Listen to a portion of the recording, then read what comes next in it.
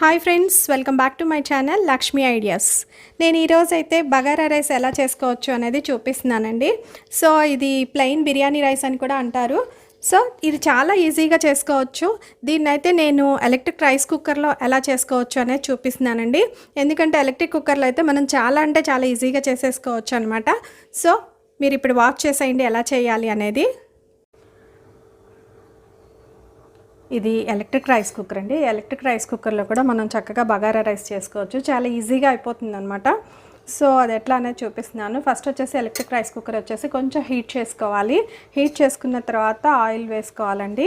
ఒక 2 table spoons అయితే oil వేసుకుంటున్నాను.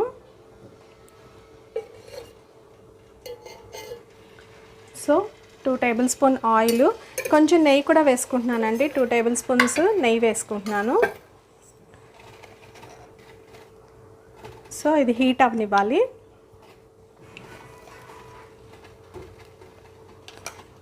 సో మనం నెయ్యి అనేది ఫ్లేవర్ కోసం వేసుకుంటున్నాను అనమాట. సో లేదు ఆయిల్తో కూడా చేసుకోవచ్చు మనం. ఇది హీట్ అయిన తర్వాత మనం చూడండి, ఇవన్నీ కూడా బిర్యానీ మసాలా అనమాట. బిర్యానీ ఆకు, ఇది బిర్యానీ పువ్వు అండి. సో ఇది వచ్చేసి యాలకులు, ఇది వచ్చేసి జాజి పువ్వు అనమాట, ఇది వచ్చేసి జాపత్రి, ఇది వచ్చేసి సాజీరా అండి, ఇది లవంగాలు, చెక్క, ఇది వచ్చేసి జాజికాయ అనమాట. జాజికాయ హాఫ్ వేసుకుంటే సరిపోతుంది. ఇది మరాఠీ మొగ్గ అండి, ఒక 4 వేసుకున్నాను. మనం తీసుకునే క్వాంటిటీని బట్టి, రైస్ క్వాంటిటీని బట్టి వేసుకోవాల్సి ఉంటుంది. ఇప్పుడు ఈ హోల్ మసాలా దినుసులు అంతా కూడా బిర్యానీ మసాలా అంతా వేసేస్తున్నాను దీంట్లో. సో ఇది కొంచెం వేగనివ్వాలండి.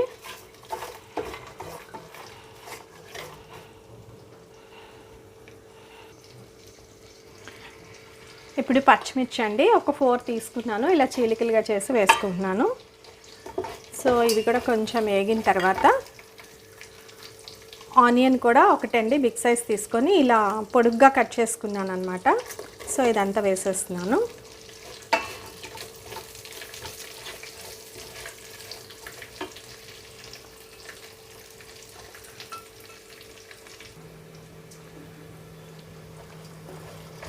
ఇది కొంచెం వేగిన తర్వాత అల్లం వెల్లుల్లి పేస్ట్ వచ్చేసి వేసుకుంటున్నానండి. ఇది మన క్వాంటిటీని బట్టి వేసుకోవాలి. నేను వచ్చేసి ఒక 1.5 స్పూన్ దాకా వేసుకుంటున్నాను. సో ఇది కూడా బాగా కలుపుకోవాలి.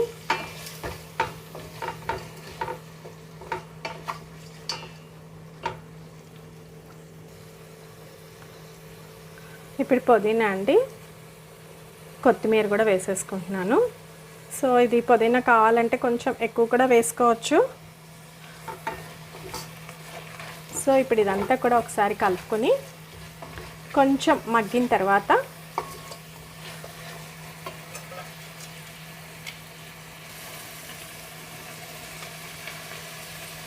బాస్మతి రైస్ వచ్చేసి ఒక 1 అవర్ బిఫోర్ నానపెట్టుకోవాలండి.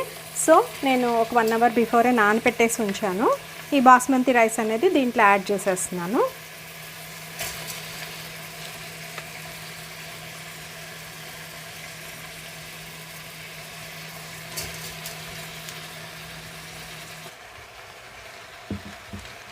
సో ఇదంతా ఒకసారి కలుపుకుంటున్నాను.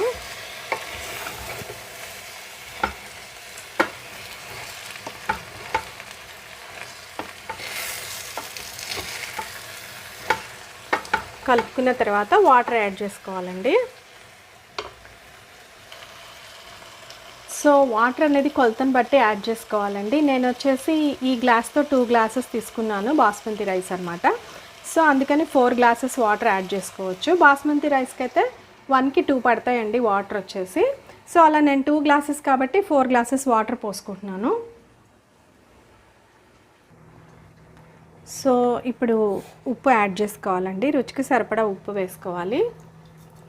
సో ఉప్పు ఏమైనా తగ్గితే కొంచెం వాటర్ బాయిల్ అయిన తర్వాత మనం టేస్ట్ చూసి కొంచెం సరిపోకపోతే మళ్ళీ వేసుకోవచ్చు అనమాట.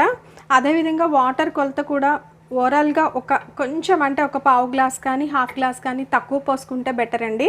ఎందుకంటే చిదిరిపోకుండా వస్తుంది అనమాట, రైస్ పొడి పొడిగా వస్తుంది. సో ఒక క్వాంటిటీ చేసుకునేటప్పుడు కొంచెం ఒక 1/2 గ్లాస్ కానీ, లేదా తక్కువ క్వాంటిటీ చేసుకునేటప్పుడు ఒక 1/2 గ్లాస్ కానీ ఓవరాల్ మీద తగ్గిస్తే బాగా వస్తుంది అనమాట. సో ఇప్పుడు సాల్ట్ వేసేసాను కదా. సో నేను ఒక 5 మినిట్స్ కుక్ అయిన తర్వాత కొంచెం వాటర్ టేస్ట్ చూస్తానండి. కొంచెం ఏమైనా సాల్ట్ తగ్గినట్టుంటే యాడ్ చేసుకోవచ్చు. మూత పెట్టేసుకొని ఒక 5 మినిట్స్ తర్వాత చూస్తాను. సో ఇప్పుడు ఈ వాటర్ని కొంచెం టేస్ట్ చేస్తున్నానండి, సాల్ట్ సరిపోయిందో లేదో చూసుకొని వేసుకోవటానికి. సో నాకైతే సాల్ట్ సరిపోయిందని నేనేమి యాడ్ చేసుకోవట్లేదు. మీకు కావాలంటే తగ్గితే కనుక యాడ్ చేసుకోండి. ఇప్పుడు మూత పెట్టేసి మగ్గ పెట్టేస్తాను. మన కీప్ వార్మింగ్లోకి వచ్చిన తర్వాత చూపిస్తాను. చూడండి, కీప్ వార్మింగ్లోకి వెళ్ళిపోయింది అనమాట. సో ఇప్పుడు ఎలా కుక్ అయింది అనేది ఒకసారి చూద్దాము. సో చూసారా, చాలా పొడి పొడిగా బాగా వచ్చిందండి. సో ఇప్పుడు దీన్ని నేను సర్వింగ్ ప్లేట్లోకి తీసుకుంటున్నాను. చూడండి, చాలా పొడి పొడిగా వస్తుంది మనకి. రైస్ కుక్కర్లో చాలా ఈజీగా అయిపోతుంది అనమాట. సో ఇప్పుడు దీన్ని నేను సర్వింగ్ ప్లేట్లోకి తీసుకుంటున్నాను. చూడండి, దగ్గరగా చూపిస్తున్నాను. రైస్ అయితే చాలా పొడి పొడిగా చాలా బాగా వచ్చిందండి. సో రైస్ కుక్కర్లో ఈ విధంగా మనం ఈజీగా చేసుకోవచ్చు అనమాట. సో పైన పుదీనాతో గార్నిష్ చేస్తున్నానండి. చూడండి, వేడి వేడిగా మనకి బగారా రైస్ రెడీ అయిపోయింది. దీన్నే ప్లెయిన్ బిర్యానీ రైస్ అని కూడా అంటారనమాట. సో మనకి ఇది మసాలా కర్రీతో దేంతో అయినా తీసుకోవచ్చండి.